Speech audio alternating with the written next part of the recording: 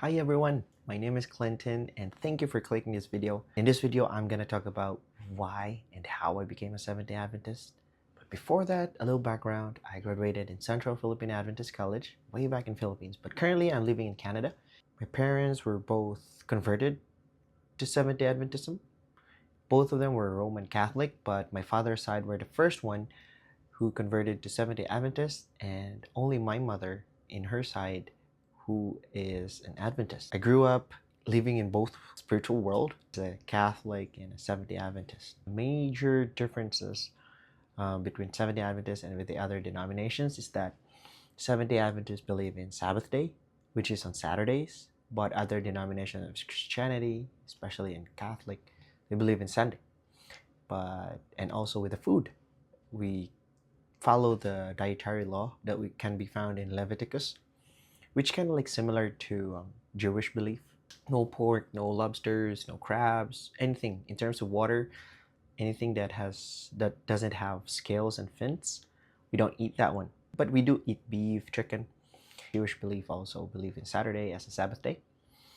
But the only difference is that they don't believe in Jesus Christ. But we do, Seventh-Day Adventists, we do believe in Jesus Christ, and He's the only way to heaven. They are expecting for a first coming, while us Seventh-Day Adventists, we are expecting a second advent of Jesus Christ. That's why we're called Adventists. Anyways, so I grew up as a Seventh-Day Adventist. I was brought up to be a Seventh-Day Adventist. I was dedicated in a Seventh-Day Adventist church, and at the same time, I was baptized when I was a child in Seventh-Day Adventist. But probably around like elementary or something like that, I was baptized in Seventh-Day Adventism. Although I did my Bible study and everything like that, I agreed to everything that I was taught. But it's just like I thought that I was already equipped to be a Seventh-Day Adventist until I had my second review in a Catholic school. So let's go back to that story. Me and mom went there and she talked to the coordinator and said like if it's possible for us to have a different diet. And then the coordinator was like, oh, it's okay, no problem. And then also she talked about the Saturdays, that if possible we can go to the review around that day. But the coordinator was kind of like encouraging us to take that review because that is a very, very important review days, because it's a doctor that's conducting the review. My mom was like, oh, okay, it's up to Clinton if he wants to go. Although my mom was also encouraging me to go to church every Saturday. And then it's kind of like the decision were on my hands. My first take of a nursing board exam, I was kind of like asking God, like, Lord, I just realized that I don't have much experience. And it seems like every testimonies from in the church or in the worships, a lot of people have like touching testimonies or like experiences that, I don't know. It seems like me, I don't have anything. And it seems like, Lord, can you give me something that I can share just in case? At least I kind of inspire people or something like that. But in that situation, I realized that you have to be careful what you prayed for. I failed my nursing board exam on the first take, but on the second take, I tried my best, and this time with God. What happened was in there we started like kind of like an indoor setting, so we have to stay there for like 2 to 3 months or something. You have to eat there, take a bath, everything, sleep, everything inside the Catholic school. And there I noticed too that in their tablets, kind of like in the 10 Commandments, the second commandment in the Bible were gone. It was changed because the second commandment is supposed to be like, thou shalt not worship any graven images, and so on and so forth. But under tablet of stone in the school, it was gone. It was kind of like erased or replaced. So the 10th commandment were separated so that it will fill up the one commandment that was missing, if you know what I mean. During mealtime, our review mates were kind of like wondering, because we always have different kind of dish. We always have fish, we have beef, we have chicken. And for them, they always have pork, but in a different kind of cooking, right? But still, they were kind of like, why can't we have beef? Why can't we have chicken? Why can't we have fish? But Clinton and his friends always have different dishes. So that kind of like build up a deeper questions. And that time we were so challenged about the questions, like why you guys don't eat this one, how, We did provide some answers, but it was kind of like not convincing. So what happened was my friends were overwhelmed about the questions. I thought too that we kind of like know the answers, but it seems like when we were asked or kind of like confronted, or I don't know, it's kind of like we were stunned. We can't answer. It's like our brain were like nothing, nothing. We can't think of anything else. And also during Saturdays, we don't attend a review. We just skip and we go to church. Although we were allowed, but because choice is ours, right? It's not kind of like mandatory, but it's kind of like it's our loss if we miss that review. And then my classmates were wondering why Clinton and his friends were skipping. And it's kind of like for them, it's kind of like unfair. Why we have to stay there for a whole day listening to review while us, like we went out to the school and go to the church, something like that. So it raised a lot of questions, that questions that we cannot answer. And that time I realized that we were just an Adventist by name. So that's why around 13 years ago, I considered myself as a Seventh-Day Adventist. Although I was brought up as a Seventh-Day Adventist when I was a child, trained to be a Seventh-Day Adventist, but I was just kind of like a Seventh-Day Adventist by name that time. And also in terms of food, to be honest, I was able to try to eat pork, anything, and lobsters, and what do you call this, crabs, so on and so forth. All the things that I am not eating now, I was able to taste it. And although I was kind of like not into pork even ever since, but it's just like I was able to try it. I'm just letting you guys know. I'm not trying to be clean here or something, or just to, I don't know, like to be a hypocrite or something. And then that time, since I was kind of like desperate, because I just realized like I was just an Adventist by name, and I was kind of like don't know what to do, and I prayed to God, Lord, if ever can you help me to there's a reason why you put us here. I always tell my classmates like we should bloom where we were planted. There's a reason why we went there, why we have to study there, to do our review and something like that. So I prayed to God and everything like that, and then He answered my prayers. And also that's the first time that I read the Bible from evening, and I didn't notice the time. I was already reading it until early in the morning. I'm not lying. I was kind of surprised myself too, because I'm not into reading. After that one, I didn't read a lot too. It's just like during that night, one time, I read a lot. And then our church pastor that time was so very helpful at the same time.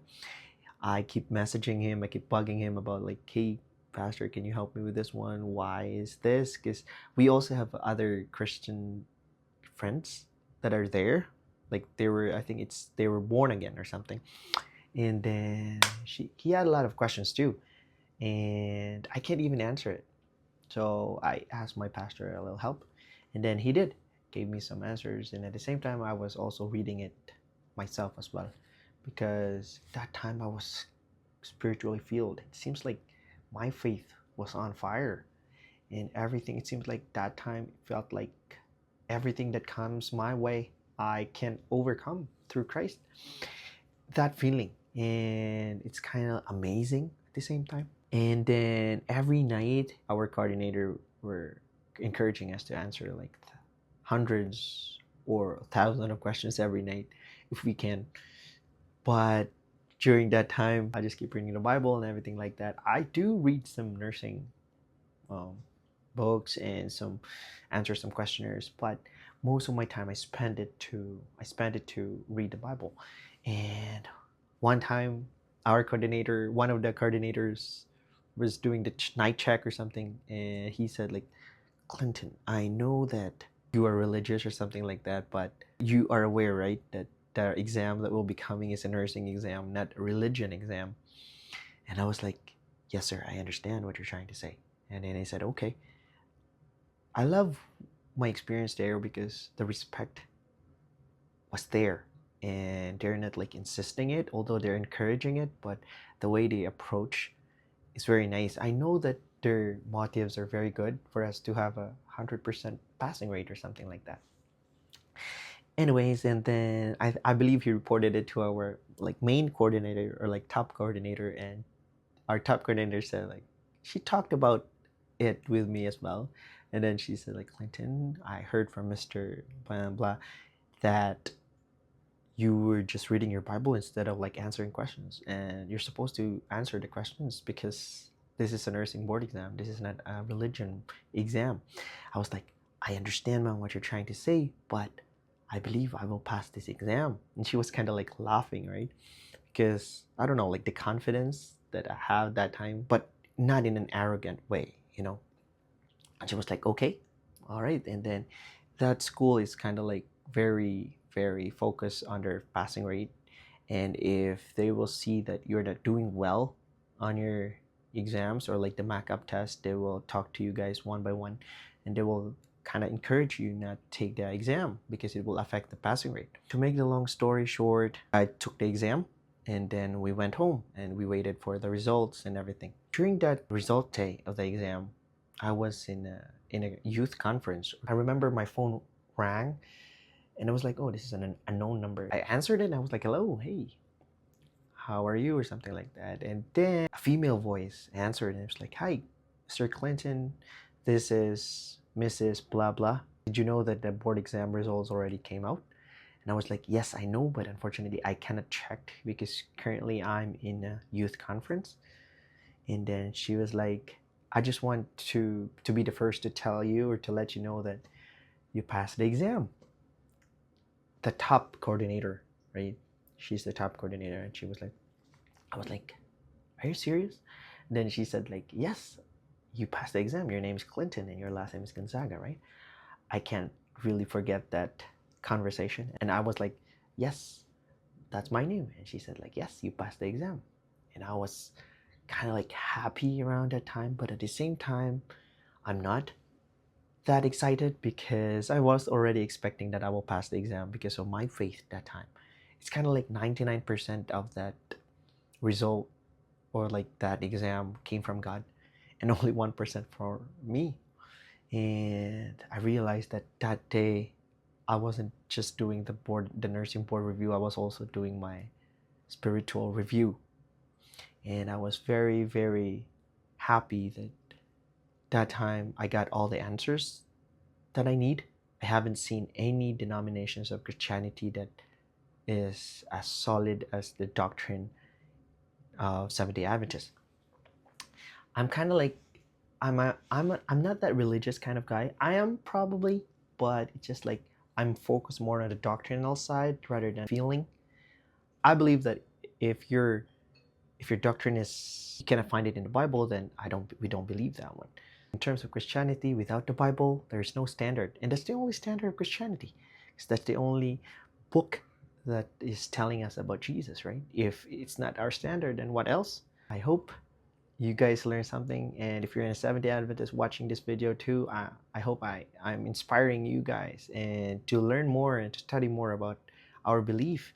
And until now, I'm still in a constant mission to study, so on and so forth. But because of the busyness of life, it's not an excuse though, but I know, I understand. But we just have to keep studying and everything. And there's no other denomination of Christianity anyways to like that are very specific in terms of prophecy. Most of the Christian denominations are just revolving about Jesus, which is the key to everything, which is we believe as well. But what we're gonna do after you believe in Jesus? So that's what makes it worth exploring about like what we're gonna do after you believe in Jesus. It doesn't end there. People are just other denomination will just like keep rotating everything. It's like a cycle, like Jesus. Yes, we do believe in Jesus, but what's next? What will happen next, right? So as what David said, thy word is a lamp unto my feet and a light unto my path. So right now we're walking in a spiritual world, dark spiritual world, and if without the Bible, then we will be lost. So I hope you guys remember this testimony, and I hope I inspire you guys. And if you want to know more about Seventh-Day Adventism, just leave your comments, but be polite as well. I'm not here to debate or to insist my faith on anyone. I'm just sharing what I experienced. I'll see you guys on my next video.